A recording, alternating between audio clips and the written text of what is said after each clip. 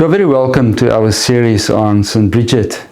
Today is the 1st of February, and that's St Brigid's Day, and we thought that it's a very good thing to give a little bit background on St Brigid. Now, everybody who lives in Ireland would know that if you pass the town of Kildare, in the county of Kildare, you'll quickly see that this is the town that where St Brigid is very famous. If you drive on the motorway, the M7, and you pass Kildare, you'll see a whole series of sculptures beside the road that shows you how to make the St Brigid's cross.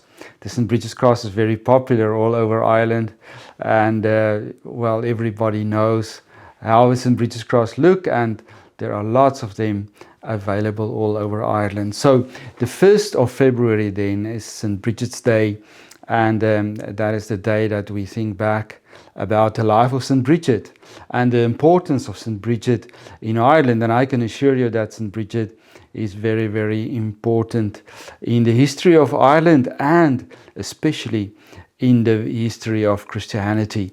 Now, St Brigid was born around the year 450.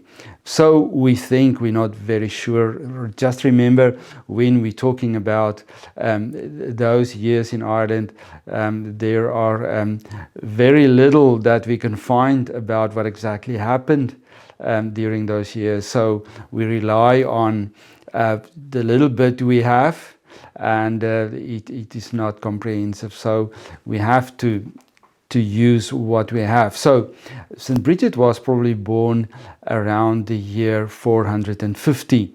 Now she was the child of a landowner called Duftak, and his slave, his bondmaid, and she was called Brigid. So Duftak and Brigid, they were on their way once to a certain place in his chariot, and they stopped at some spot, and there was he with his bondmaid, and his bondmaid was with a child at that stage, and his wife wasn't very happy about it. So at the spot where he stopped, he sold his bondmaid to a druid.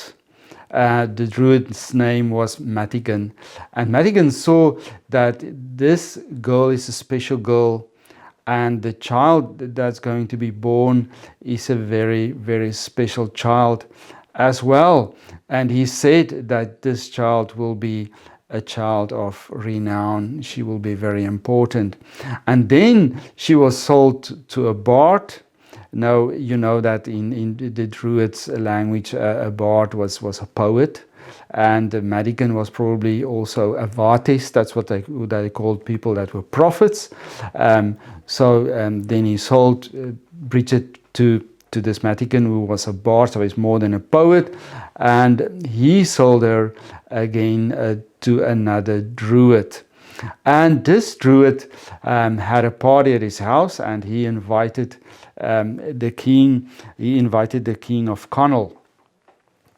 So the king and queen of Connaught came to his house for a big party, and St Brigid's mother was there. She was heavy with a child, and they both gave birth during the night in this druid's house or castle. And the queen first gave birth to her child, but unfortunately the child was stillborn. And then in the morning, just before dawn, St Brigid was born. Brigid gave birth to Brigid, and Brigid was born not in the house and also not outside the house, and she was born before dawn. And the very interesting thing is, she was well alive, a healthy baby, and when they brought this baby into the presence of the stillborn one, the dead baby, that baby suddenly came to life. So the queen's baby, that was actually a stillborn baby, was healed just by the baby Brigid, and this baby was alive and well. So St. Brigid already healed another baby, brought that baby to life, even she was just a baby herself. And then after this, they went to Connacht with this new boss of her, this new owner of her, the Druid man. And on their way, this Druid had a dream, a vision of St. Brigid being baptized by 3 scholars. And she was baptized by oil, meaning, and she got her name as well then, and meaning that she will also have a special job, a special task in the future of Ireland in the church. So St. Brigid then, a very important figure that was born, and at the time that Christianity just started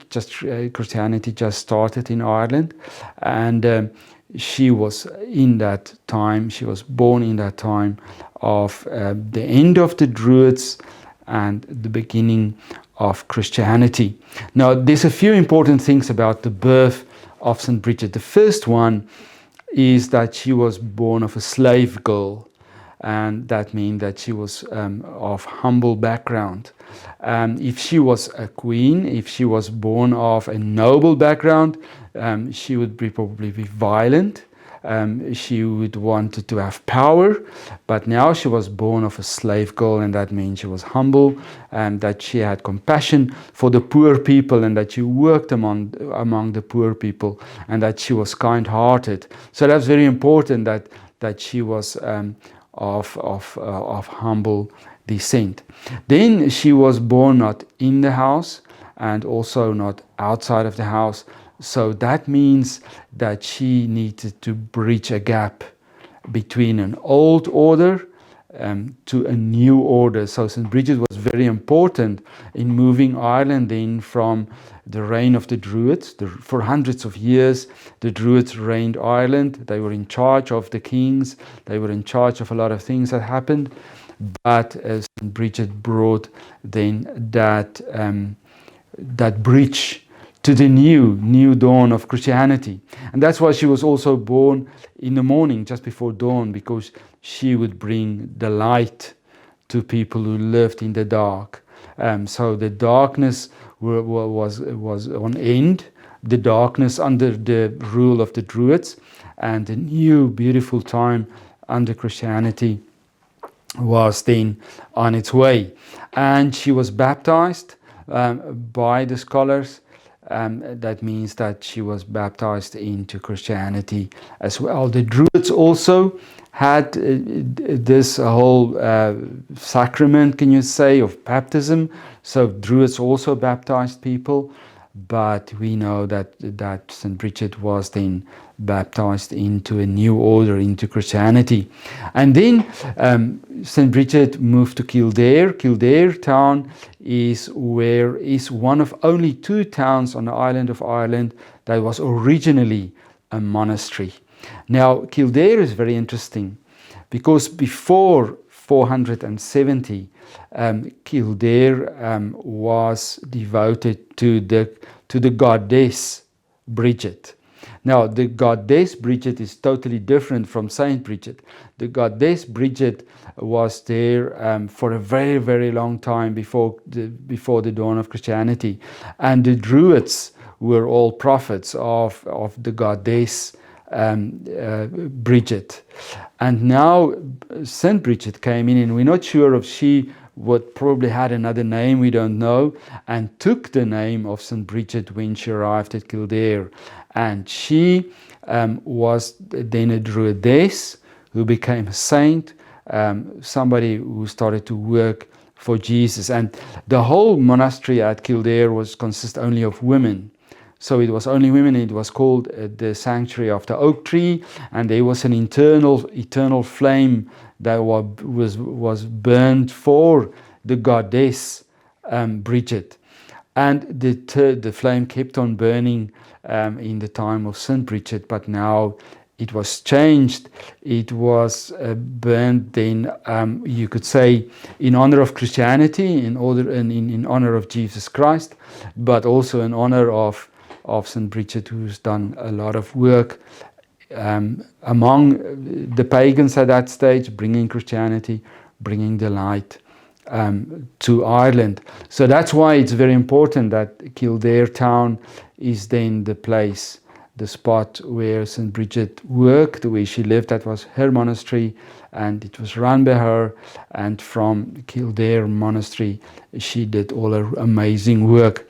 So very important then that St Brigid, as we know her in modern Ireland, was actually a bridge between Druidism, because she was accepted by all three divisions of Druids. She was accepted by the poets, she was accepted by the prophets, and she was also accepted by the division that has contact with the other world, the eternal world. So all three divisions of Druids recognized her and loved her, and then she was also baptized by the scholars.